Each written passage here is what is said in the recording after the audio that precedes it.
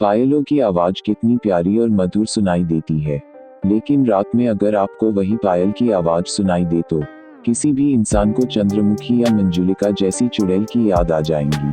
तो आज हम ऐसी ही एक डरावनी और सच्ची घटना के बारे में जानेंगे। कहानी शुरू करने से पहले आपसे एक रिक्वेस्ट है कि प्लीज वीडियो को लाइक करके चैनल को सब्सक्राइब कर लो, क्योंकि आप सभी के लिए ये नई चैनल बनाई है। अगर आपने अच्छा रिस्पॉन्स नहीं दिया तो मुझे ये चैनल छोड़कर जाना पड़ेगा। तो चलो शुरू करते हैं आज की कहानी। हमारी कहानी है दो भाई विरल और विवेक की। विरल और विवेक का घर गांव से 1 किलोमीटर जितना दूर था और वहां सिर्फ उनका ही घर था, दूसरा कोई भी घर नहीं था। उनके फैमिली में विरल और विवेक के अलावा सिर्फ उनके माँ बाप ही थे। एक दिन उनके माँ बाप उनके मामा के घर दूसरे गांव में गए थे। उस दिन विरल और विवेक ही घर पर थे और रात के 9-10 बजे दोनों ने खाना खाया और टीवी देख रहे थे। उस रात 11 साढ़े 11 बजे उनके घर की लाइट चली गई। तब उन्होंने एक मोमबत्ती जलाई और बातें करने लगे। तभी उन्हें पायलों की छन छन आवाज सुनाई दी, इसलिए उन्होंने बातें करना बंद कर दिया। तब वो आवाज भी सुनाई देनी बंद हो गई। विरल और विवेक फिर से बातें करने लगे। तब पायलों की आवाज दोबारा सुनाई देने लगी। उन दोनों ने फिर बातें करना बंद किया, लेकिन इस बार पायलों की आवाज बंद नहीं हुई और वो आवाज घर के बाहर से आ रही थी। विरल और विवेक का घर छोटा था, इसलिए पायलों की आवाज अच्छे से सुनाई दे रही थी। तब वो दोनों घर के बाहर देखने गए, लेकिन बाहर तो कोई भी नहीं था।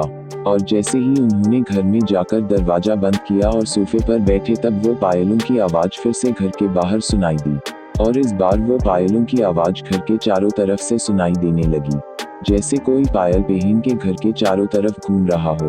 विरल और विवेक बहुत डर गए थे। वो सोचने लगे आखिर ये कौन हो सकता है इतनी रात में। उतनी देर में वो आवाज धीरे धीरे उनके दरवाजे के पास आने लगी और दरवाजा खटखटाने की आवाज सुनाई दी, जैसे कोई बहुत गुस्से में हो। इस तरह दरवाजे को जोर जोर से खटखटाने लगा।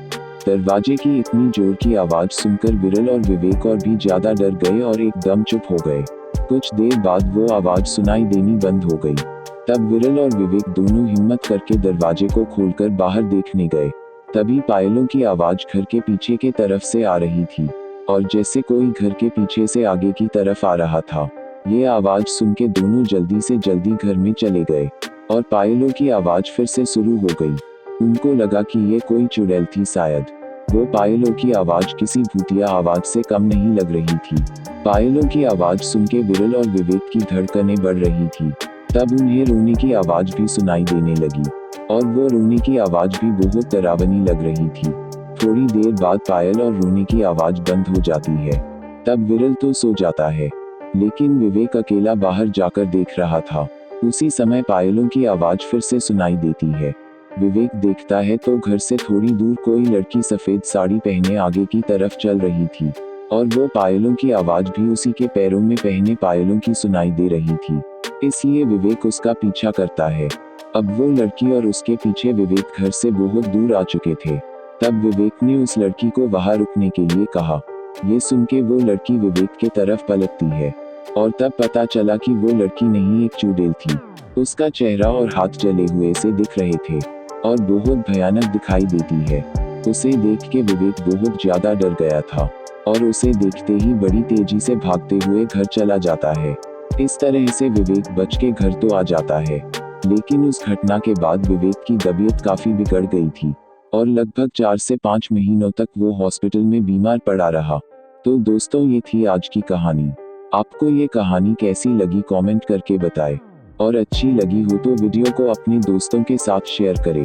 और आपके साथ भी ऐसी ही कोई डरावनी घटना बनी हो तो आप हमें इंस्टाग्राम पर बता सकते हैं।